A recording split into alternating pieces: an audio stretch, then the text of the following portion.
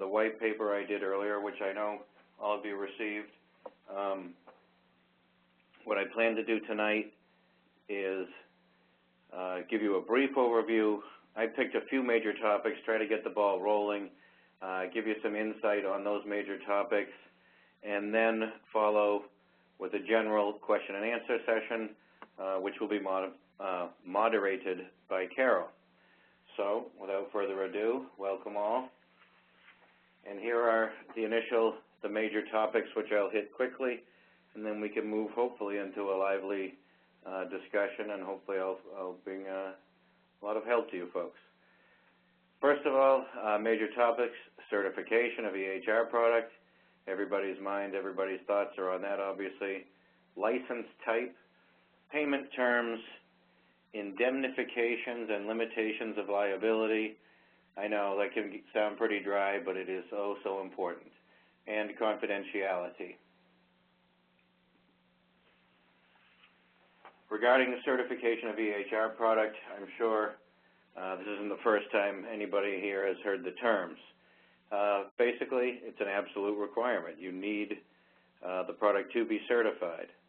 So in an agreement, if the product is not certified today, then you need some type of language that says when it will be certified. Conversely, if the product is not certified today and it will not be certified, or if they won't put language in that says it will be certified, that's the same as saying it will not be certified, then that does none of you any good whatsoever. Basically, if not now, then when, and why would you bother with that product? Move on to another one. Certification must be maintained throughout the reimbursement period. So not only do you need to find a product that is certified today or will be certified by the time you take delivery or in time for reimbursement, the certification must be maintained annually throughout the reimbursement period. There are two different timetables for reimbursement. The Medicare, basically starting at 2011 through 2014, however, the incentives wrap up in 2016. Medicaid side, it's a 2011 to 2016 start, but the incentives run through 2021. So there are some different timelines there in which certification must be maintained. What you're worried about for your practice or your hospital is a time period from your first year through to the end of the reimbursement cycle, which is based on when you start. Obviously, following that, there's the additional consideration of continuing to maintain compliance with ARA high-tech to avoid penalties way down the road. But that's completely a different subject, and right now the key is certification of the EHR product is paramount. Remedies should be required for a vendor's failure to maintain or receive certification. So if you get the promise that yes, they will be certified within 6 months and you can start before the end of 2011, but they don't, well, then you lost the first year's reimbursement right there. If they fail to maintain certification within the overall reimbursement period, suppose they're certified year 1, but then not year 2, well, because they're not certified, you can't achieve meaningful use with that product and get reimbursed for that year. So what you would be in line for that year, you won't get for money. The year counts, you move to the third year, and if the product is certified and if you demonstrate the stage of meaningful use that's applicable, then you would get that money. So certification to begin with and certification throughout. Those are the two major points there. Next, general license type, and this is a high level, meaning a view from a high level presentation with respect to these. Basically, you have a perpetual license model or the software as a service model without a perpetual right, and there are huge differences between these two types of licenses. For the perpetual license, what you typically see is, okay, blah, blah, blah, some language that says the license is granted to customer on so-and-so occurrence. Basically what that's saying is once the vendor's been paid for the software, you get your perpetual license. And once granted, this sounds a little redundant, once granted the license is perpetual, and you may use the software forever. I have a careful caveat here to be careful of some vendors and sunsetting practices where a customer may be told, yes, you can certainly use that product forever, but we're not going to maintain it past 2015. But, oh, look, we have this new model here, which for a small sum of X dollars you can upgrade to. So that's always something to really be careful of. It doesn't happen everywhere, but it does happen. With the perpetual license, hopefully for a long and happy time between vendor and customer, there's support services, and I have optional in quotes here because I don't consider it really truly optional. You need support for the product, and there's an additional annual or monthly fee associated with that. That's how you do your trouble calls, get upgrades, etc. And basically, the right to use the product is indefinite once it's paid for. So all that is a quick explanation of the perpetual license. The software as a service model, the right to use the product is for a finite period of time. There would be no separate support or service contract. Once the term of the contract ends, your right to use the product ends. You sign up, you say, I'm going to pay this much every month, or sorry, the vendor says that to you, you agree, and at the end of the term, everybody's done. Obviously, they'd be happy to have you extend that term to whatever you might want to sign up for. It's a lot like an automobile lease.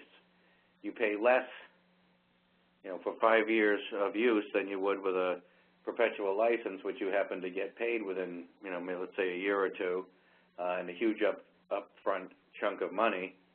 However, at the end of the software as a service model, just like with a car lease, you don't keep the product. You don't own it. You turn it back in.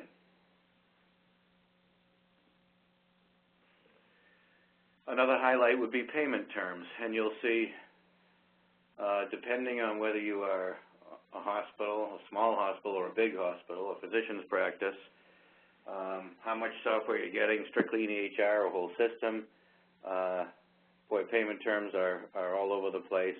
But if you think about the perpetual license and the big upfront cost, that cost was typically spread out over the install period for the associated software. Again, the perpetual license costs are all up front. Then you can use it forever. The big fee would be due over the course of the install. The software as a service model, basically the vendor looks at a period of use and says, this is what I need to get out of this product for this user for this time, and they spread out the costs over that period of time. At the end of it, that's it, and you walk away. The contrast there, obviously, is that the software as a service model does not have the big upfront fee. You start paying, and you keep paying until you're done, basically. Indemnification and limitation of liability. Dry stuff, sure. A lot of language, you'll see it in capital letters. In no event is so-and-so liable for this, that, or the other thing. Disclaim all warranties of merchantability and fitness for a particular purpose.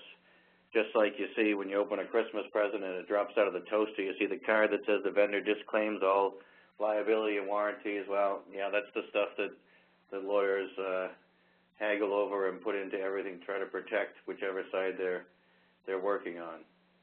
Basically, you're selecting a product for use in your practice or your hospital, and hopefully all goes well, and there's never a problem, but what if it doesn't go well? Does the vendor back up its products and its service? Or conversely, do they try to disclaim and get away from all responsibility for their products and their service? What protections does the vendor offer? Copyright patent is usually the as a very good example here, what is usually in most every software contract. It's very customary. You have to have it. It basically says that the vendor owns this software. If you use it and you get sued, they will step in and take care of you so you don't get in trouble because of their infringement of someone else's patent. I'm going to give you a quick explanation here as to indemnification versus limitation of liability. And basically think of an indemnification, indemnify, think of the word I take on something. The language in a contract might say that the customer indemnifies the vendor for this, that, or the other thing. When you are indemnifying someone or some company, what you are doing is saying, I will be responsible for the costs associated with whatever it is. It could be negligent actions. It could be a breach of confidentiality. It could be for intentional misconduct of employees and cracking into a network. It could be a lot of things. The important thing is an indemnification is something that you take on and say, I will be responsible for the costs associated with something. The other side of the coin is a limitation of liability, and that is usually seen as a vendor saying, we are not responsible for ABC. So in a contract, you might see neither party is liable for consequential, incidental, special, exemplary damages of any kind, whether or not you've been advised of the possibility, et cetera, et cetera. That's saying for whoever's not responsible for those extra damages, that the most you're responsible for, the most that party is responsible for is direct damages. If I walk over to my neighbor's house and throw a rock through the window, and then he calls me to task for it, the direct damage is the cost of fixing the window.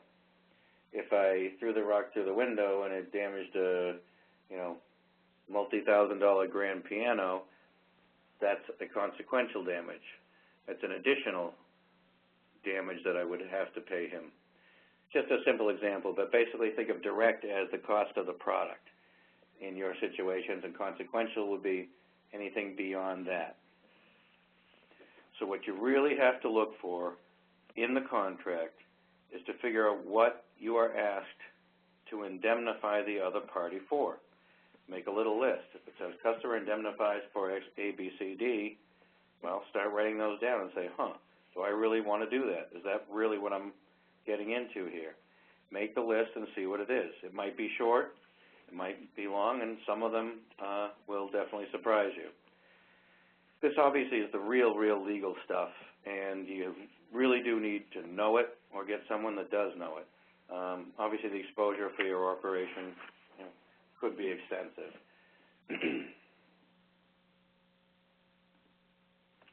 Confidentiality. I know I won't take long here, but we've all heard HIPAA, the privacy rule, the security rule, and now high tech comes along, and it adds another layer which has to do with subcontractors under HIPAA, where you as a covered entity, if you're a hospital or a physician practice, have a business associate, and you're used to having business associate agreements with those business associates. Basically, the new layer is that those business associates, if they have subcontractors, they need to get the assurances in writing from the subcontractor. Same thing that you do with the BAA. You don't need to go direct to the subcontractor, but you need the commitment and the written agreement that the business associate will do that with their subcontractors. And basically always who's responsible for breaches, as it ties back to the indemnification in the prior section. So, a quick recap here. We had certification, license terms, payment terms, liability, confidentiality. Feel free, obviously, to ask questions about these, or if you've heard enough of these and have different questions, I'm open for all issues.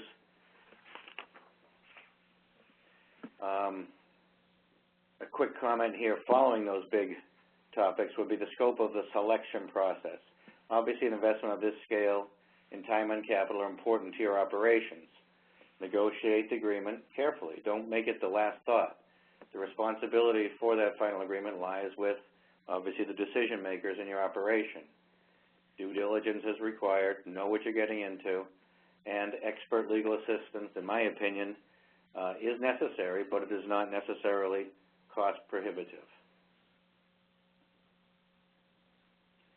Target and purpose for tonight, I assume that the audience today is a mix of hospital representatives, physician practice representatives, and maybe even some consulting groups. The emphasis from where I sit in the job I do day in, day out is on diligence before contracting as you start to select vendors and during the contracting. Avoid surprises 2 years from now. The agreement will hopefully live a long time for you in your operation, and experience with and a true understanding of agreements is obviously very beneficial. I gave you the big important general topics. Obviously, a 1-hour presentation does not permit full and thorough discussion of everything that could be relevant to you. Hopefully, I'll assist you with some general direction and advice, get you thinking on certain paths and how to address things maybe you never thought of, and hopefully the suggestion in my invitation or the invitation from Carol has produced some interesting questions. Hopefully you made some comparisons and laid out some things, and you have some questions ready to roll. That's it from me right now. Great. And we'll open things up. Well, all right. So I've got some questions lined up in the queue. So I'm just going to plow through these in the order that I'm starting to get them, if that works for you. That's fine. So the first question is, for licenses that are strictly site licenses, what should I look for in terms of flexibility or language that would allow for relocation? Okay. Probably for a site license, you're dealing with a hospital, not a physician practice. When a site license is laid out, it's usually wherever that inpatient facility is, 123 Main Street, Chicago, Illinois. What folks should look for is what happens if you go somewhere else. Is there some language already built in there? For use beyond site XYZ, additional fees will be required. Well, that's really wide open. And what does that mean? And what would that fee be? What you should find out is if you pay for a certain site of a certain size operation, and it happens frequently in California, where buildings have to be, basically updated to meet earthquake requirements, or they no longer receive the certification needed to stay open as a hospital. So if a hospital says, hey, we were 100 beds yesterday when we bought your system, we'll be 100 beds tomorrow and for the next 30 years, why can't we just move the software across the street when we build a new building? That's the type of thing to look for as a hospital. Here's my operation. Yes, it's an inpatient operation. Everything was priced, for this size operation right here. Vendor, what if I move? I need to know what that exposure is. I need permission to move. I don't want to buy another system to put it in my new site only to just tear this site down. That's basically what you would look for from a hospital point of view. Okay, good question. And then somebody else, the next question, and I honestly forgot about this in the post that we did about your event. You sort of recommended this exercise that attendees go through. Oh, on a given topic, sure. Yeah, if you could elaborate, because I actually had to go back and look at the post real quick. In fact, I'm pulling it up right now.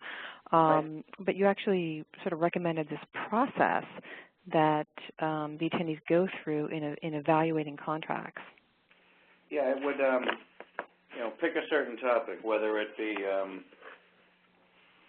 regulatory changes, additional training hours, payment terms. Maybe payment terms is an easy one. How do you pay for the software? Is it 10% when you sign a contract and 90% when it's delivered? Well, let's say that was vendor number one. Let's say vendor number two is 50% at delivery and 50% at live. And somebody else is 100% on execution because it's software as a service model. I mean, those are three pretty wide-ranging things there, but that's, my idea was, if you're comparing different models and see what the payment terms are, just have a little list. And things that jump out at you would say, wow, I'm not paying 50% down. But in my example, I said, but no, wait a minute.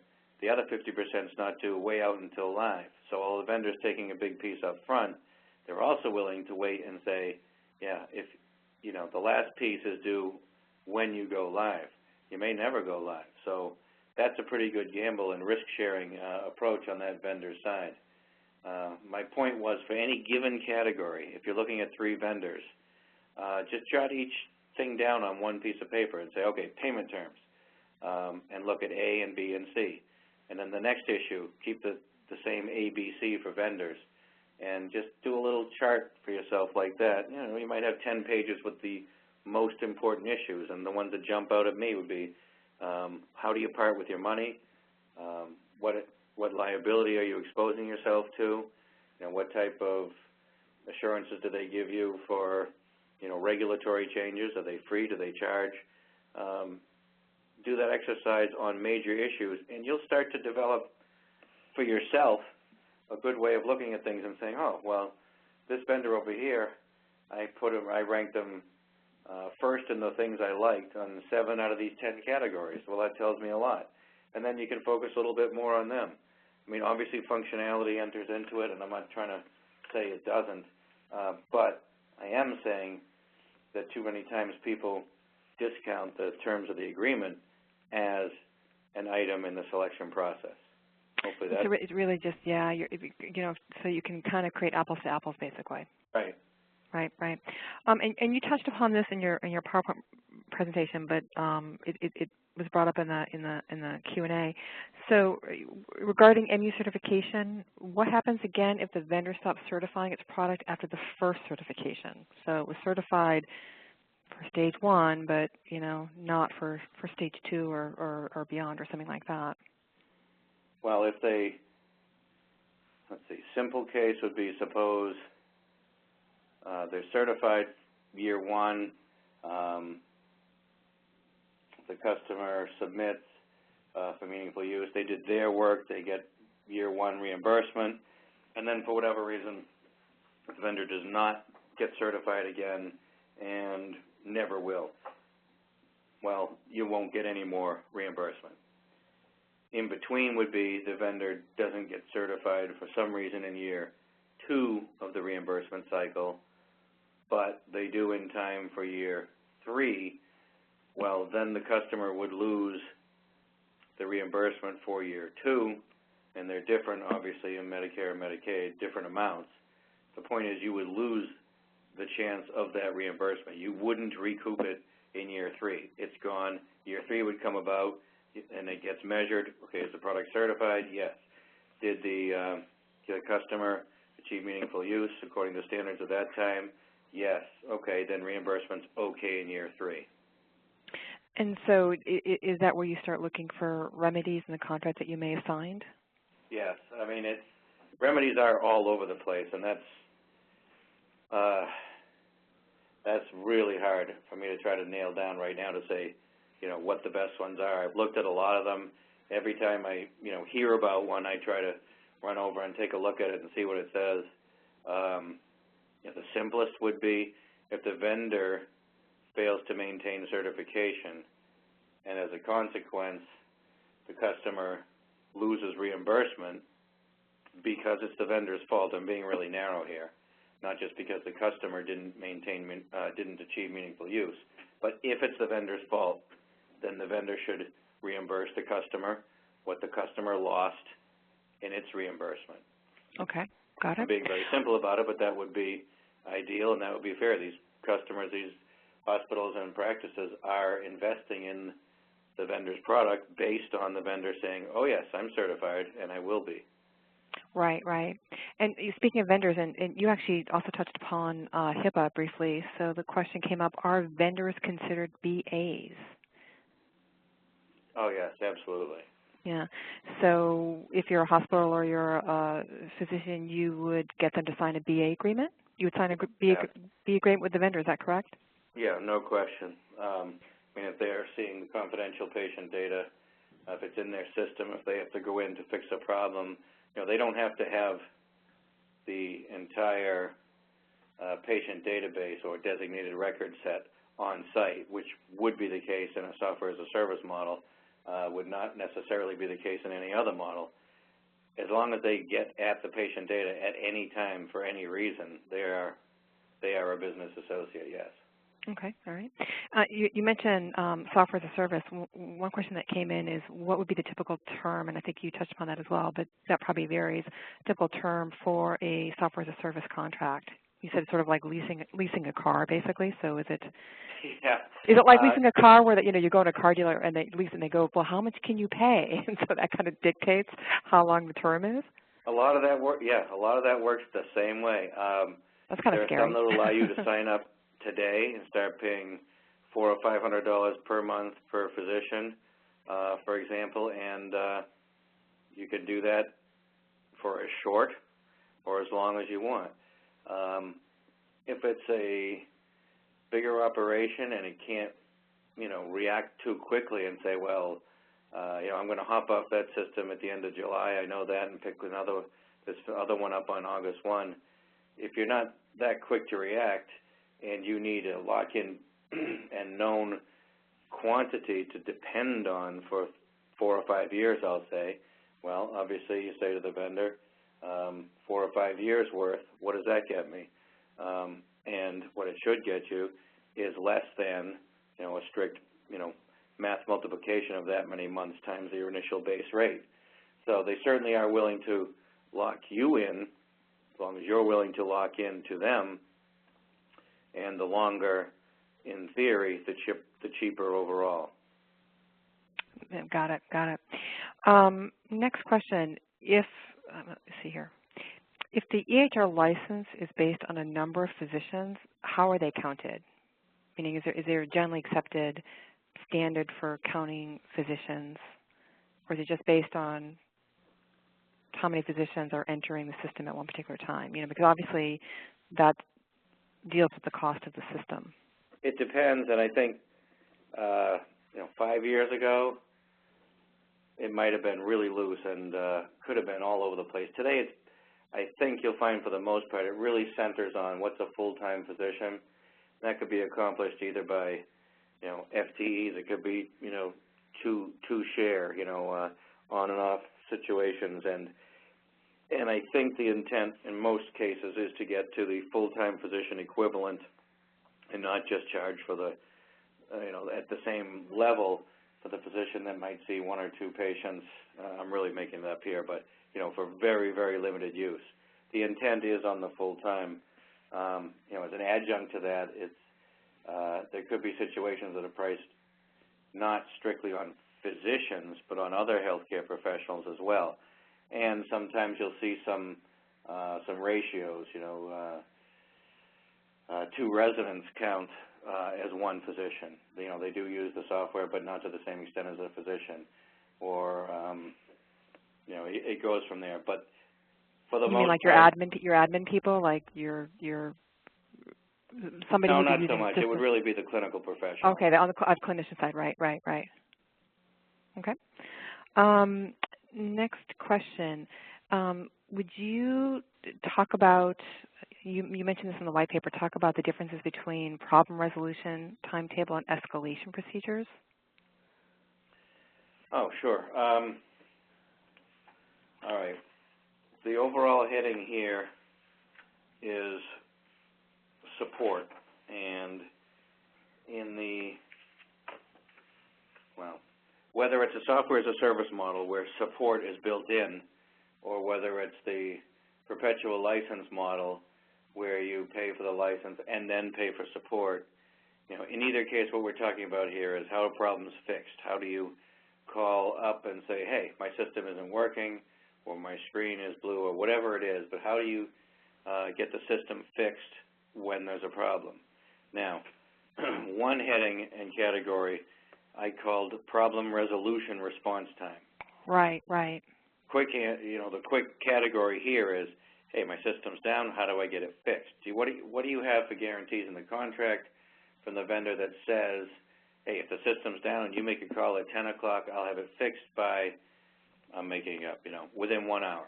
Sure. For minor, little, tiny, nagging things, does the vendor, have 2 days to fix it? In between, the system's workable but sluggish, something's a little off, a matter of hours. So what you could have there is tiered responses depending on the severity of the issue. The important thing is that there's something there that says, what is the vendor going to do? You call up and say, help, this thing doesn't work. You should be able to turn to it and say, oh, here it is right here. Here's what Bill was talking about. Here's how I get my problem fixed. I mean, it should jump out at you. If it doesn't, that's not good. And my example in the writing was, just imagine you bought this fancy new system and then it's down and you need to get it fixed, and you need to get it fixed now. If you're the boss, you're pulling your hair out because it's down. If you're not the boss, you're worried about the boss coming and saying, hey, why is the system down? Either way, you're the customer and you want it fixed. Pick Sure. up the contract you're thinking about signing and saying, all right, where's that provision? What makes me feel good that if there's a problem, it will get fixed, and it will get fixed quickly if it's, drastic. Completely separate from everything I just said is the problem escalation procedure. How does an issue get walked up the ladder? On the customer side, you have an IT person, and they're doing their job, and something is nagging, but, not critical. It needs to get fixed. They deal with somebody at the vendor, and, it's fixed the next day, the next week.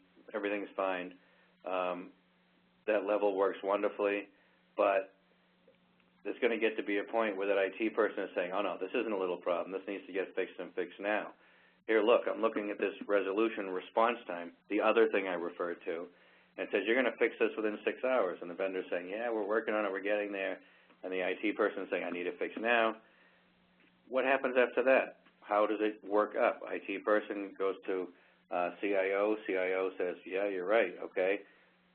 Is there a mechanism in place where CIO then picks up the phone and calls counterpart and says, hey, my IT person has been beating you guys over the head the past 3 days. What's going on? Right. And keep going up. Does it get to CEO to CEO? What is there that gets something noticed and up the ladder? And if you're, a big enough entity, what is there that says, hey, I just invested, $17 million. I'm the CEO. I want something in there that says, if I'm up in the middle of the night, the other CEO's up in the middle of the night. You're up with me. Yeah. You're virtually having coffee with me. So that's the big difference between the two. One is, how is that identifiable problem fixed, and the other is, suppose it's not. How do we get attention to it? Right. That's a follow-up question based on what you were just saying, which is, should you negotiate contingency planning with a vendor when it comes to downtime? Like, really, I guess the person's wanting to really be super specific. Like, is it a timetable, or like what would be like what and if you were going to do a contingency plan, like what would be included in that plan? That's going to be a wide ranging answer. If you are a small practice, software as a service model, your system, your partitioned system, which is just like probably 100 others on a certain set of hardware, the contingency for that system is that vendor takes care of it all by themselves probably and moves it over to another set of hardware and gets you going. If you're a hospital, with 30, 40 servers in your downstairs, data processing room, that's not going to be the same. You're going to need something off-site, something different, and probably not with the vendor you got the software for. It's probably going to be a hot site somewhere else. So there's an entire whole range of solutions there, all of which, yes, should be brought up with the vendor you're getting the software from. And it starts small and gets much more complex the higher you go. And I'm sorry that's such a wishy-washy answer, but it's really hard to just nail that down. But yes, sure. for a contingency plan, say, okay, suppose it's down and it blew its brains out. What do you do for me? Yeah, exactly. What because the system can't be down for 24 hours. It's or when it's down and how it goes down, right? Right. Sort of getting back to the BA agreement. Somebody wanted to know if my vendor. I know I've got to sign a BA agreement with the vendor. Between myself and the vendor. But what about the vendor's subcontractors? How does that work? In your business associate agreement with your business associate, the people we're talking to today are going to be covered entities under HIPAA. Right. They're the CEs, hospitals, right. the physicians' practices are covered entities. The covered entity gets the agreement with the business associate. In that agreement, what it used to say last year was all according to HIPAA. Now there's another requirement because of high-tech which says, what should be in that business associate agreement that you're signing today is the additional item that says, if the business associate subcontracts any work, that business associate must get all this stuff listed above in this business associate agreement agreed to by the subcontractor. You don't need to do it as the covered entity with the subcontractor. You just need the written agreement from the business associate that they will get it in writing from the subcontractor. That's the big new twist. I see. The same attorney wants to know, do they have to get all new BAs? Some are doing that, and some are amending and updating. It is a completely new requirement, so I say yes. Right.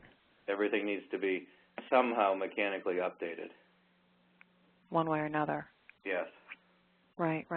Tendy asked sort of a I guess kind of a generic question, not generic, but it's maybe one that might be difficult to answer. But just wanted to know if what would be 2 or 3 red flags in a contract that if it pops up and you looked at you would go, oh gosh, that's going to be a problem. I think you definitely looked at a list in your presentation. All right.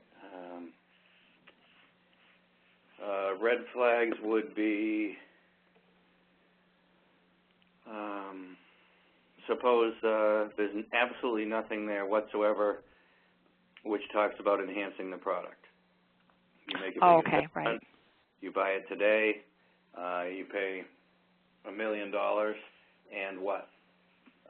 If there's nothing in the contract that says you'll get updates or fixes or something to keep the software in line so that you can comply with regulatory changes from the government, if none of that's there, that's a pretty big hole in $1 million spent for a system that will only be good for X time, and then it won't be any good at all. I'm being dramatic, but if nothing was done and no upgrades were made, at some point you'll just have to throw it away and buy a new one. Right. So you need language which says there will be enhancements and upgrades and fixes and things to let you, the hospital or practice, comply with the government rules that you have to be, subject to. Any last thoughts for our attendees? I think I think we've got through all the questions unless somebody's got 1 or 2 more. Any last thoughts to leave them with in this process of selecting and negotiating an EHR contract? I think, and I don't obviously know how wide-ranging the attendees are here, but for the larger entities, if you are IT person, CFO, CIO, what have you at a hospital, you obviously know that this is a big investment, and that a lot of due diligence is required, and that you will expect some concessions from the vendors. To the physician practices, some of which are bigger than hospitals, but the assumption that most of them are smaller, and I'll just direct some comments to the smaller ones, don't just assume that just because you're, a 7-physician practice, that no one will listen to you. And don't just sign, what they give you. Please never do that. Please look at it carefully, make an informed decision. And, look at 3 contracts, and it might be all about the same money. The money might be rather different, but then again, so might the terms and the exposure. So, is a cheap system with lots of exposure a better deal than a more expensive system with less exposure? I can't answer that for you. I have my own opinion, but don't just assume that you have no power to change anything in the agreement. Certainly bring it to their attention, and certainly keep other options open. You've got room to negotiate. That's why it's a negotiation. Right. Right. You don't have to sign anything. You can walk away anytime, and if the vendor knows you're serious about a certain issue up front, and I say that to everybody, if you do develop your own set of issues that are very important to you, your coworkers, CFO, CIO, you should always do that in all negotiations. Say, here's our top 10 list. These are issues that will always be issues, and get them on the table right up front. Always do that in any negotiation. They know what's coming. They better be prepared for it and have an answer for you when they come back to you. If they keep dancing away from something, keep calling them on it. Poke them in the eye. Say, hey, you didn't even address number 8. What's going on? And if you get 5, oh, yeah, gee, I guess we missed that. Well, start to raise your eyebrows and say there's got to be a reason why they missed that 5 times in a row. Right. We got one more question sort of came in here at the end, and that was apparently the vendor that this attendee is currently in negotiation with. They're not currently certified, but the vendor is promising that they'll be certified within a certain time frame. The person's just wondering, I think do you roll that? I get the person wondering. I said, do you roll? Does she roll the dice, basically? Yeah, and basically everybody is doing some measure of taking the vendor's representation that they will be certified. Because even if a product is certified today, remember the vendor still has to do it again and again and again. So even if you have it certified today, you are taking their promise that they will maintain certification for all the other years. So is it ideal? No, but it is doable. And with that should be, again, the remedy. And if they don't, then what? Then they reimburse you. So yes, you could do it. I think there are 83 hospital, if you will, EHR certified now, and 209, I think, ambulatory. So it's a big list, and it's obviously growing every single day. If you go into the VEC, you can you'll find the link to the site with all the current products that are certified under the ONC ATCB program. Right. But ideally, you'd have it already certified now. The promise to be certified, and if it's this year, it would need to be before October, so that the